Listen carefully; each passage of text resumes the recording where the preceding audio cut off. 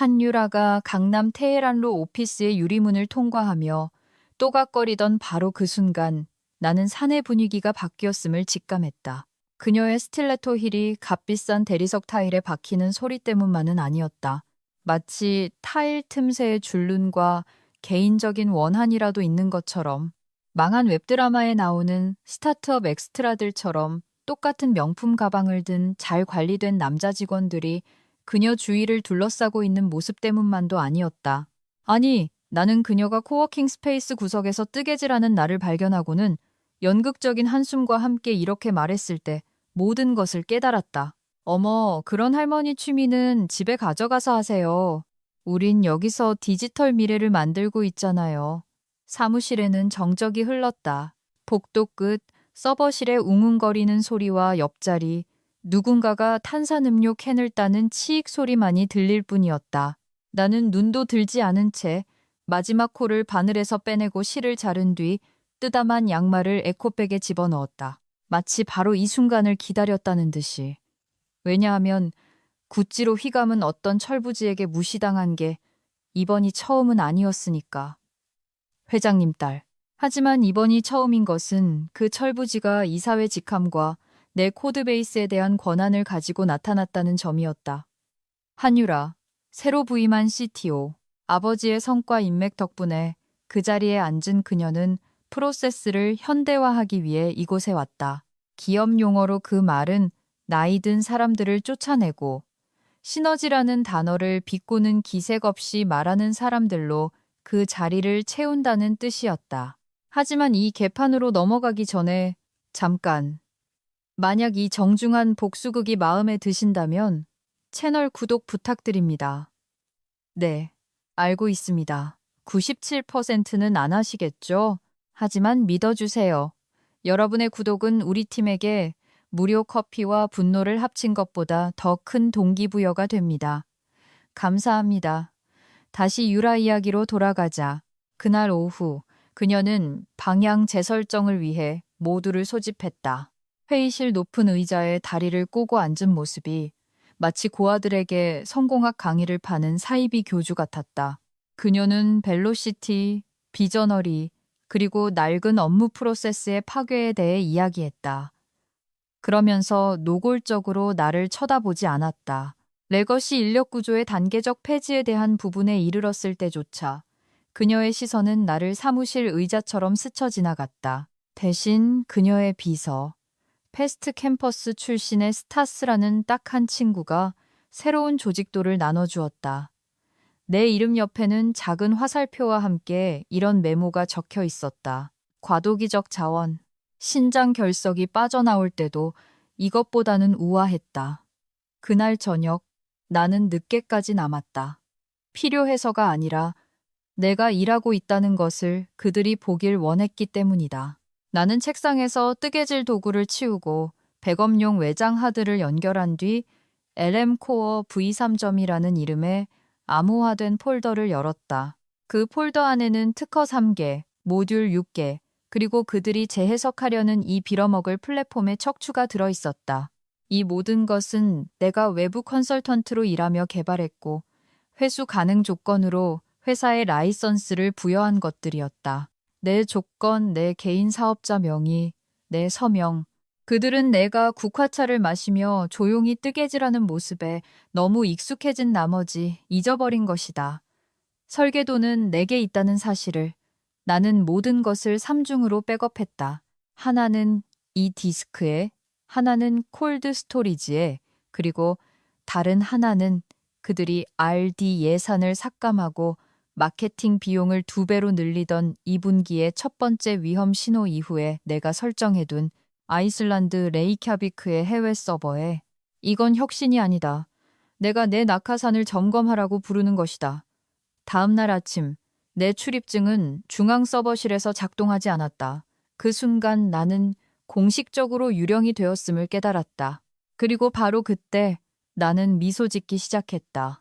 왜냐하면 유령이 모든 영수증과 서류를 가지고 있을 때 그는 겁을 주는 게 아니라 청구서를 보내기 때문이다. 그들은 이것을 전략적 구조조정이라고 불렀다. 언젠가 파이썬이 그 커피잔 로고 있는 프로그램 맞죠? 라고 물었던 여자의 입에서 나온 말이어서 더 우스꽝스럽게 들렸다. 하룻밤 사이에 내 직책은 수석 시스템 아키텍트에서 레거시 명예 컨설턴트로 바뀌었다. 기업 분류학에서이는 소송 걸지 않게 가까이 두되 전원에 연결되는 어떤 것에도 접근시키지 말라는 의미였다. 나는 빌드큐에 대한 접근 권한을 잃었다. 6년 전 개발자 3명과 피자값 예산으로 내가 만들었던 비공개 슬랙 채널은 아카이브 처리되었다. 마지막으로 지라지라를 열었을 때 대시보드에는 할당된 이슈 없음이라고 떠 있었다. 새로운 프로젝트 매니저, 복잡한 성의 UX 철학으로 가득 찬 이력서를 가진 친구가 내게 명랑한 메시지를 보냈다. 업무 재분배가 끝날 때까지 잠시만 기다려주세요. 그리고 웃는 이모티콘. 전 남편이 내게 온도 조절 장치 사용법을 설명해 주던 때 이후로 이런 모멸감은 처음이었다. 내 캘린더는 증발했다. 스탠드업 미팅도 1대1 면담도 스프린트 계획 회의도 없었다. 나는 책상 사이를 떠다니는 사무실의 유령이 되었다. 사람들은 내게 고개를 끄덕였지만 말을 걸지는 않았다. 내가 머리를 파랗게 염색하고 복도에서 롤러스케이트를 타며 아이돌 노래를 최대로 틀어놓아도 유라는 눈치채지 못할 것이다. 나는 배경소음이었다. 하지만 배경소음이 되는 것의 묘미는 바로 이것이다. 모든 것을 들을 수 있다는 것. 유라는 사무실을 활보하며 색종이 조각처럼 전문 용어를 뿌려댔다. 확장성, 컨테이너화, 가치 실현. 그동안 그녀의 개발팀은 고개를 끄덕이며 책상 밑으로 그녀가 말하는 단어의 절반을 구글링하고 있었다. 어떤 순간 나는 그녀가 이렇게 말하는 것을 들었다. 백엔드는 사실상 플러그 앤 플레이 아닌가요? 그렇죠? 나는 안쪽 뺨을 너무 세게 깨물어서 피맛이 느껴질 정도였다. 그 백엔드는 내가 순수한 의지와 카페인으로 조화롭게 엮어낸 5개 언어와 3개 마이크로 서비스 클러스터로 구성된 커스텀 아키텍처였다. 플러그 앤 플레이. 아, 물론이지. 늦은 저녁, 나는 이제 기둥 뒤로 밀려난 내 책상에 앉아 최초의 컨설팅 계약서 사본을 펼쳤다. 회사가 나와 창업자, 그리고 구로 디지털 단지에 임대한 서버렉 하나로만 이루어져 있던 시절에 서명한 것이었다. 나는 그때 내 변호사를 고집했다. 나는 내가 기여한 모든 것에 대한 라이선스 권한과 완전한 소유권을 가진다. 제14조 비항. 독점적 구성 요소는 개인 사업자 박수연에게 귀속된다. 서면으로 양도되지 않는 한. 나는 아무것도 양도하지 않았다. 여기 검은 잉크로 내 이름, 그들의 부주의, 나의 낙하산, 그리고 유라. 그녀는 계단에서 인스타그램 스토리를 찍느라 너무 바빠서 작은 글씨를 읽을 시간이 없었다. 나는 2017년 겨울을 떠올렸다. 눈에 파묻힌 서울, 돈은 없고 낡은 오피스텔에서 가이거 개수기처럼 삐걱거리는 전기난로 하나에 의지해 회사를 운영하던 시절. 나는 경첩이 부서진 중고 노트북으로 첫 알고리즘을 만들었다. 하루 3시간씩 자고 컵라면과 유통기한 지난 단백질 바로 연명했다. 그들이 정규직을 제안했을 때 나는 특허를 있어야 할 곳에, 즉 내 이름 앞으로 남겨두었다. 나는 충성스러웠지만 멍청하지는 않았다. 그래서 인사팀이 전환 관련 서류에 서명해달라고 했을 때 나는 모든 줄을 꼼꼼히 읽었다. 한 조항은 내게 플랫폼 구성 요소에 대한 권리를 포기하라고 요구했다. 나는 빨간 펜으로 그 부분을 그어버리고 덧붙였다. 지적 재산권 예외는 제14조 비항에 따라 유지됨. 그리고 서명하고 미소 지었다. 재미있지. 그들은 나를 변두리로 밀어낸다고 생각했지만 사실은 내 복수의 안전핀을 뽑아준 것이었다. 그 일은 화요일에 일어났다. 인스턴트 커피와 타버린 야망의 냄새가 나는 그런 잿빛 날이었다. 나는 책상에서 눅눅한 약과를 먹으며 마치 연금 수급자가 슬롯 머신을 보듯 빌드로그를 지켜보고 있었다. 아무 일도 일어나지 않았다. 내 터미널은 묘비 같았다. 그때 알림이 왔다. 개발팀 전체 카카오톡 단체방이었다. 젠장, 유라는 새로운 프로덕트 리드에게 개인 메시지를 보내려 했던 모양이다. 대신 그녀는 코어 개발팀 전체 채팅방에 메시지를 보냈다. 43명의 엔지니어가 모두 받았다. 솔직히 우리 레거시 좀 쳐내야 해요. 군살이 너무 많음. 박수연 씨 아직도 여기 있네요. 왜죠? 문장 끝에 마침표가 정말 치명타였다. 차갑고 임상적으로 나 같은 사람은 이제 글을 읽지 못하거나 중요하지 않다고 생각할 때나 쓰는 그런 문장이었다. 방 안에서 산소가 빠져나가는 소리가 들리는 듯했다. 한 개발자가 어리둥절한 이모티콘을 보냈다. 다른 한 명은 조용히 채팅방을 나갔다. 유일하게 삿대가 있던 김진우 씨가 내게 개인톡을 보냈다. 정말 죄송합니다. 이건 진짜 미친 짓이에요. 나는 엄지척 이모티콘으로 답하고 약과를 마저 먹었다. 50분 후 인사팀에서 연락이 왔다. 잠깐 이야기 좀 나누고 싶다고. 인사팀이 무언가를 나누고 싶어 할 때는 항상 나쁜 징조다. 나는 그들이 릴렉스 룸이라고 부르는 오이와 타협의 냄새가 나는 유리 수족관에서 그들을 만났다. 인사팀의 최지영 팀장은 저는 팀장님 편이에요 라는 표정으로 폴더를 꽉 쥔 채 앉아 있었다. 차를 권했다. 나는 거절했다. 퇴직 패키지를 제안드리고 싶습니다. 그녀가 말했다. 6개월치 급여입니다. 그리고 물론 아름답게 마무리하셨으면 합니다. 링크드인에 추천서를 써드릴 수도 있고요. 나는 하마터면 웃음을 터뜨릴 뻔했다. 그들은 내가 떠나길 원했지만 정중하고 깔끔하게 마치 흰 소파에 묻은 얼룩을 물티슈로 지워내듯 처리하고 싶어 했다. 물론이죠. 나는 유령 신부처럼 미소 지으며 말했다. 어렵게 만들 필요 없죠. 최 팀장은 안도하는 표정이었다. 그녀는 10포인트 굴림체와 인사팀이 사랑하는 문구들이 뒤섞인 서류를 테이블 너머로 밀었다. 일체의 이의를 제기하지 않음, 상호 합의하에 권리 양도. 마지막 문구 때문에 사례가 들릴 뻔했다. 제7항. 직원은 플랫폼과 관련된 모든 지적 재산권에 대한 권리를 포기한다.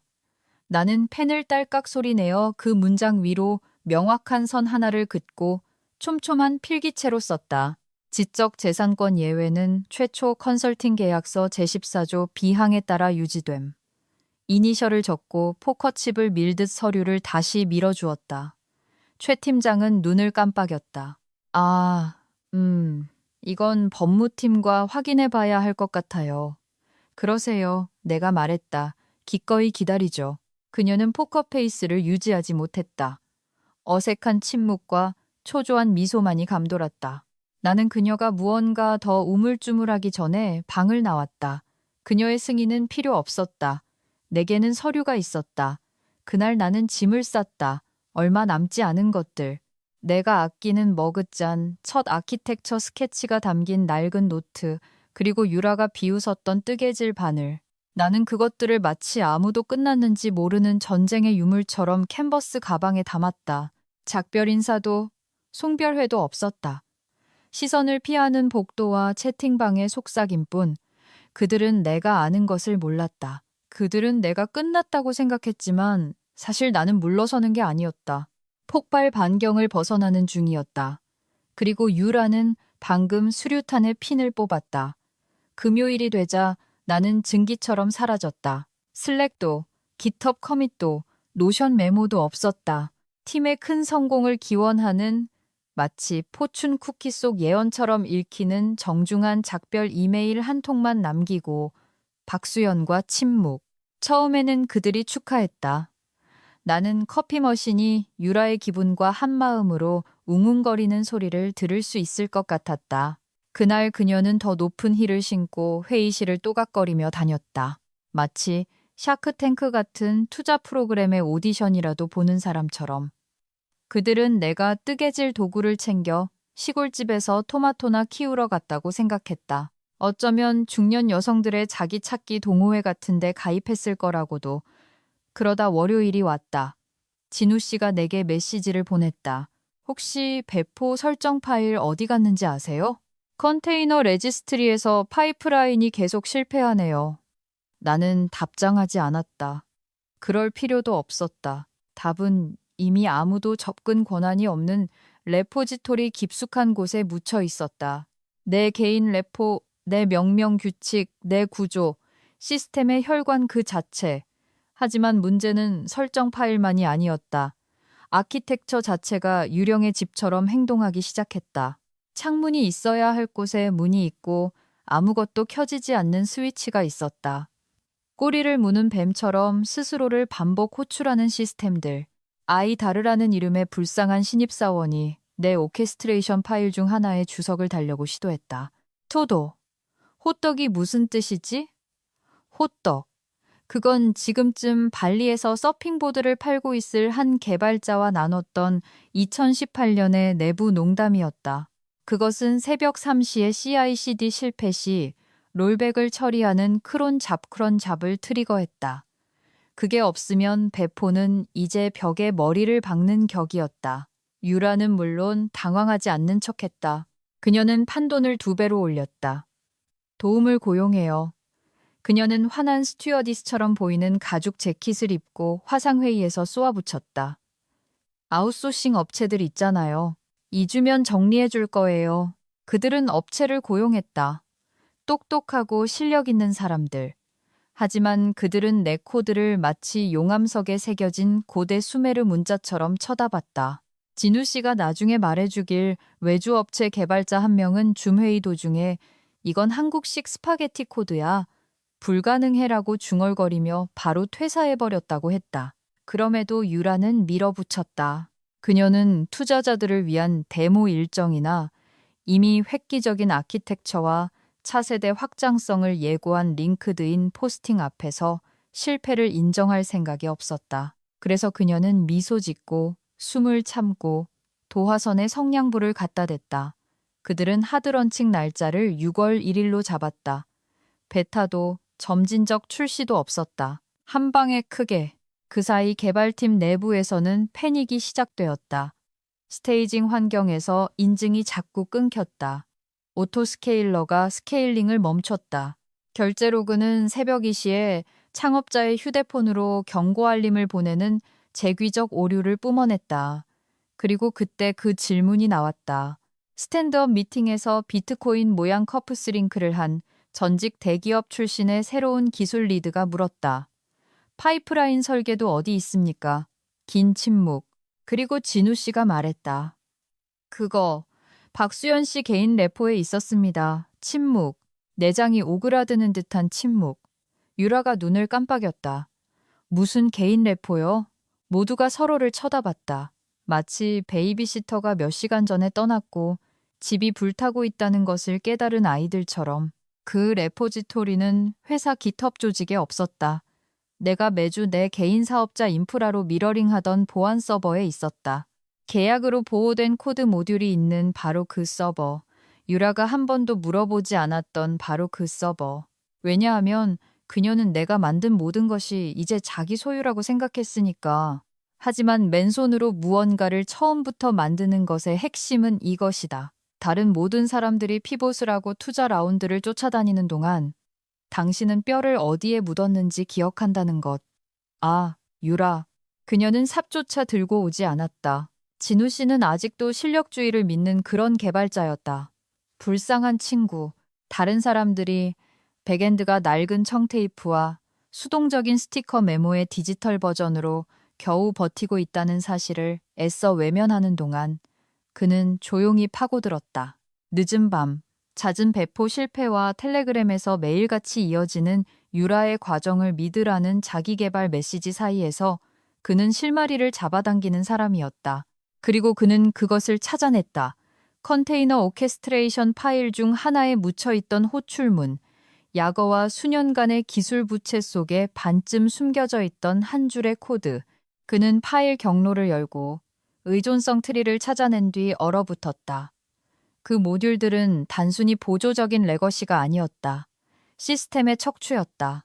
스로틀링 API 캐싱 레이어, 피크타임의 비동기식 배치 처리를 가능하게 했던 이벤트 핸들러, 나의 스택, 개인 사업자 박수연 V3.2 스택, 나의 자식.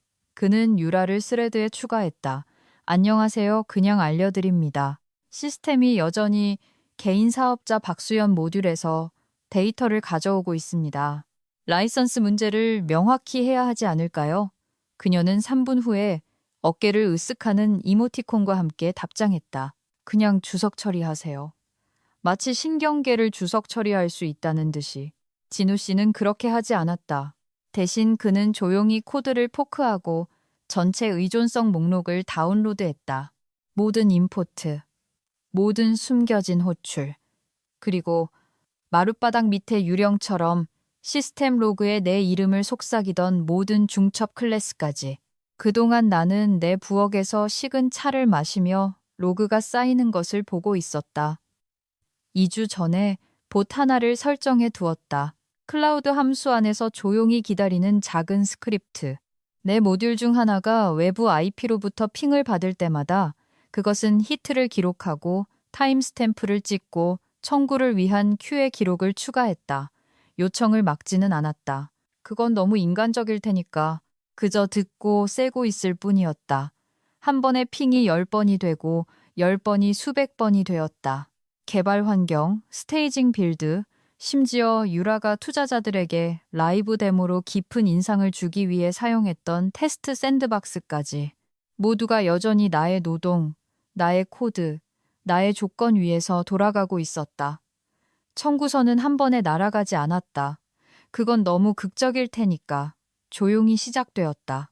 회계팀으로 Invoices AT Morozova COKR 주소에서 이메일 한 통이 도착했다. 제목 2분기 라이선스 사용 내역 보고 개인 사업자 박수연. 첨부 파일에는 요청수, 타임스탬프, 모듈 이름, 그리고 중간 사용 합계가 적힌 CSV 파일이 있었다. 이것은 위협이 아니었고 그럴 의도도 없었다. 그냥 비즈니스였다. 법무팀은 아직 이것을 보지 못했다. 유라도 마찬가지였다. 그들은 홍보 자료를 배포하고 런칭 스트리밍을 최종 점검하느라 너무 바빴다. 성수동에 임대한 코워킹 스페이스는 LED 패널과 가짜 미션 월, 그리고 그들조차 정의하지 못하는 유행어들로 가득 찬 스튜디오로 변했다. 하지만 진우 씨는 알고 있었다. 그는 로그의 침묵, 아무도 감히 지우지 못하는 주석들, 그리고 시스템이 그들의 노력 덕분이 아니라 그들의 노력에도 불구하고 여전히 작동하고 있다는 섬뜩한 느낌, 그 징후들을 보고 있었다. 그는 내게 딱 한 번 메시지를 보냈다. 이거 계획하신 겁니까? 네. 나는 답장하지 않았다. 튕기는 게 아니라 청구서 템플릿에 새로운 항목을 추가하느라 바빴기 때문이다. 사용자당 라이선스 선택적 업그레이드. 불은 아직 번지지 않았지만 공기는 이미 뜨거워지고 있었다. 6월 1일까지 사무실은 패닉의 땀과 콜드브루 농축액 냄새로 가득 찼다. 유라는 6월 1일에 제품 전체 런칭을 못 박았다. 큰 발표, 큰 스트리밍, 큰 약속들. 그들은 SMM 인턴들을 고용해 마치 슈퍼볼 광고나 미스터트롯 결승전처럼 런칭을 홍보하게 했다. 해시태그가 날아다녔다. 기술 독립, 재해석 다르게 만들다. 그중 어느 것도 나를 언급하지 않았다. 언급할 수도 없었다. 그들은 자신들이 무엇 위에 서 있는지도 몰랐다. 그리고 유라는 화장실 거울 앞에서 오프닝 연설을 연습하느라 너무 바빠서 공사장의 비계가 썩고 있다는 사실을 눈치채지 못했다. 개발팀은 무너져 내리고 있었다. 긴 야근, 엉망인 코드 병합, 프로덕션 배포 시에 무심코 사라지는 기능들. 진우 씨는 할 수 있는 한 조용히 수리하고 남은 실드를 꿰맸지만 청테이프도 언젠가는 접착력을 잃는 법이다. 그는 유라에게 공식적인 이메일을 보냈다. 제목, 긴급, LMV3.2 모듈 관련 레거시 라이선스. 내용은 간단했다. 단 2문장. 현재 시스템은 여전히 개인 사업자 박수연이 저작권을 가진 독점적 구성 요소 위에서 작동하고 있습니다. 상업적 배포를 위한 라이선스가 없다고 판단됩니다. 그녀는 그것을 읽었다. 나는 그녀가 읽었다는 것을 안다. 회사 이메일 로그는 거짓말을 하지 않는다. 그녀는 클릭했고 47초 동안 읽은 다음 삭제를 눌렀다. 답장도 회의도 없었다. 그날 오후 그녀의 링크드인에 올라온 포스팅만이 있을 뿐 이 팀이 정말 자랑스럽습니다. 우리는 백엔드 성능과 신뢰를 재정의하고 있습니다. 6월 1일을 기대해 주세요. 로켓 이모지. 그녀의 무지는 더 이상 수동적이지 않았다. 전이되고 있었다. 유라는 벤처 투자자들을 위한 기사처럼 읽히는 요점 목록을 들고 회의실을 활보했다. 확장 가능한 클라우드 네이티브 컨테이너, 파괴적인 워크플로우 패러다임. 박수연, 누구? 진우 씨는 다시 시도했다. 법무팀에 메모를 전달했다. 답이 없었다. 왜냐하면 아무도 축포를 터뜨릴 준비를 할 때 유령 이야기를 듣고 싶어 하지 않기 때문이다. 그동안 나는 바빴다. 염탐하거나 음모를 꾸미는 게 아니라 그냥 문서화하고 있었다. 조용히. 5월 18일 새벽 3시 12분. 나는 특허청의 컴퓨터 프로그램 저작권 등록 포털에 PDF 파일 묶음을 업로드했다. 박수연 스택 V3.2의 전체 코드베이스, 모든 클래스, 모든 라인, 모든 모듈의 주석이 달리고 타임스탬프가 찍히고 날짜가 기록되었다. 등록은 5월 20일에 완료되었다. 공개 기록. 개인 사업자 박수연, 시스템 아키텍처 및 확장 가능한 백엔드 디자인 V3.2. 어떤 극적인 연출도 발표도 없었다. 그저 모두가 볼 수 있는 곳에 놓인 시한폭탄일 뿐. 그날 나는 딱 한 가지를 포스팅했다. 내 개인 웹사이트의 유일한 업데이트. 작은 글씨로. 외부 주체가 사용하는 모든 모듈은 유효한 라이선스 계약의 적용을 받아야 합니다. 자동 추적이 활성화되어 있습니다. 사용 내역 보고서는 매월 처리됩니다. 그게 다였다. 위협 없이 명확함만 있었다. 다시 런칭의 나라로 돌아가자. 유라는 스트리밍을 위해 가르마를 어느 쪽으로 탈지 고르고 있었다. 개발팀은 단 한 번의 잘못된 커밋만으로 폭동을 일으킬 지경이었지만 아무도 목소리를 내지 않았다. 두려움은 똑똑한 사람들도 유령으로 만든다. 6월 1일은 확정되었고 그날이 다가올수록 침묵은 더 커져만 갔다. 런칭 당일이 왔다.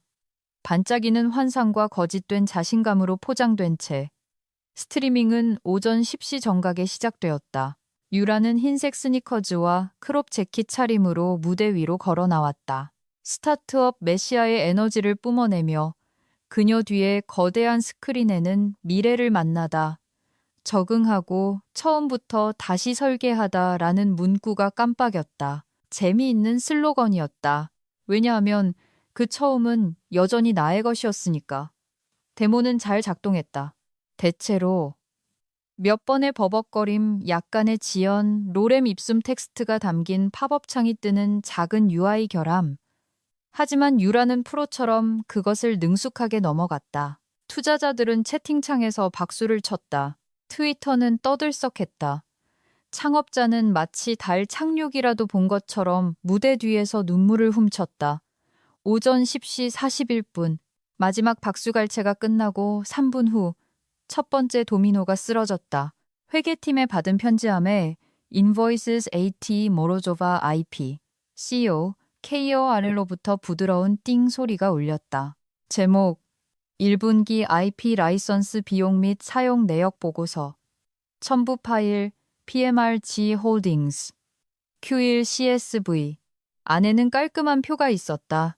타임스탬프, 서버 호출, 모듈 아이디, 총 인스턴스 시간, 개발, 스테이징 프로덕션 데모 환경별 분석. 마지막 줄, 청구 총액 2억 4천만 원. 지급 기한, 즉시. 개인 사업자 박수연 계좌 정보. 유라는 이것을 결코 보지 못했다. 이메일을 관리하던 인턴이 스팸으로 분류했지만 40분 후 법무팀이 그것을 보게 되었다. 아직도 양말가터를 차는 이상훈이라는 이름의 불쌍한 법무팀장이 빨간색 깃발을 달아 유라, 창업자, 그리고 재무이사에게 전달했다. 단 한 줄의 메모와 함께 이것은 법적 효력이 있어 보입니다. 지금 당장 이야기해야 합니다. 유라는 훑어보고 잠시 멈췄다가 답장했다. 무시하세요. 우린 그 코드에서 벗어났어요. 하지만 그들은 벗어나지 못했다. 12시 7분 진우 씨가 전체 메일로 회신했다. 그는 2개의 스크린샷을 첨부했다. 하나는 모로조바 코어 스택 V3.2에 대한 활성 호출을 보여주는 코드베이스 화면, 다른 하나는 라이브 스트리밍 데모 중에 타임스탬프가 찍힌 배포 로그, 그리고 산탄총 발사처럼 들리는 한 문장을 덧붙였다. 우리는 현재 라이선스가 없는 코드 위에서 운영되고 있습니다. 이 청구서는 스팸이 아닙니다. 바로 그때 패닉이 꽃을 피웠다. 법무팀은 침묵했다. 절대 좋은 징조가 아니었다. 슬랙 채널들이 폭발했다. 회계팀이 엔지니어들을 호출했고 엔지니어들은 데브옵스를 호출했다. 유라는 런칭룸에 틀어박혀 서성거리고 손짓하고 마치 그 안에 비밀이라도 있는 듯 엄지손톱을 물어뜯었다. 그리고 확인 사살이 이어졌다. 진우 씨가 이번에는 경영진 채널에 또 다른 메시지를 올렸다. 방금 특허청을 통해 확인했습니다. 해당 코드는 5월 20일자로 개인 사업자 박수연 명의로 등록되었습니다. 이는 공개 정보입니다. 침묵, 정적, 참았던 숨. 12시 53분 법무팀의 이상훈 팀장이 덧붙였다. 또한 최초 컨설팅 계약서에 따르면 라이선스 자동 갱신은 사용 30일 전에 갱신되어야 했습니다.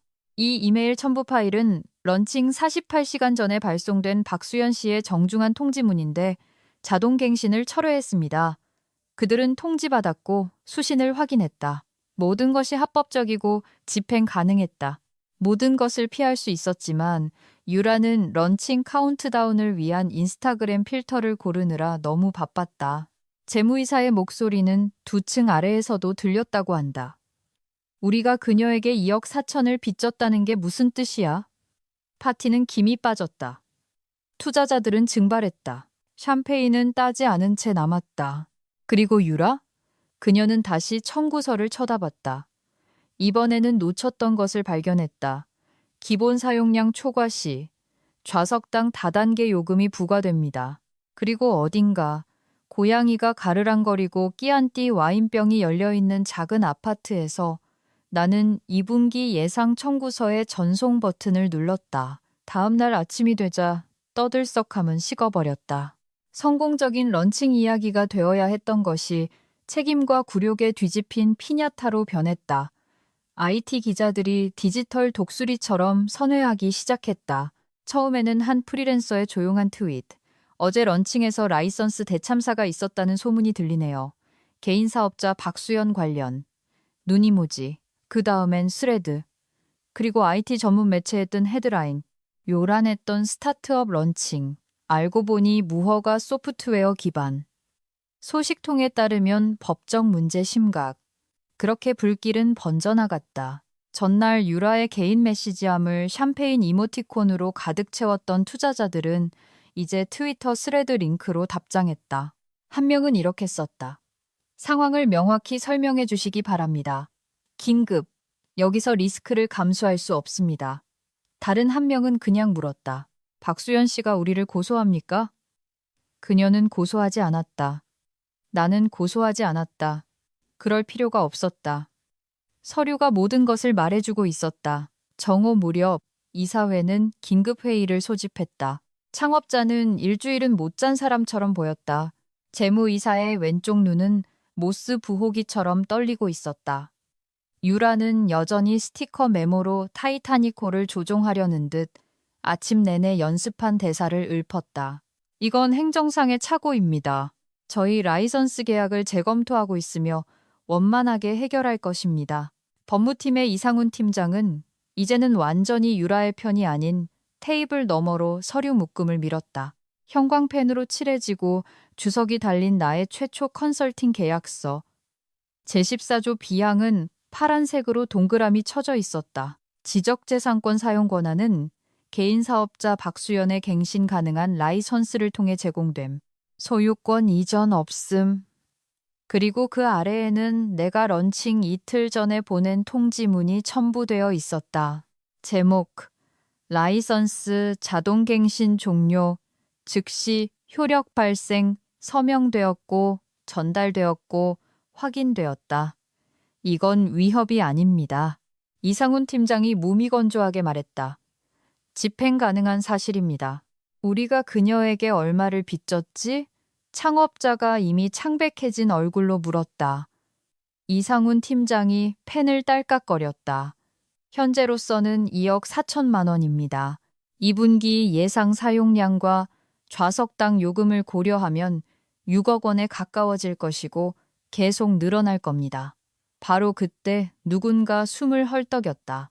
이사회 막내가 휴대폰을 꺼내 지금은 비공개된 유라의 틱톡 계정에서 누군가 찾아낸 영상을 틀었다. 런칭 리허설 비하인드 영상. 유라가 카메라를 보며 웃고 있었다. 박수연 씨요? 그 아줌마는 그냥 양말이나 뜨면서 세워라 내워라 하는 사람이죠.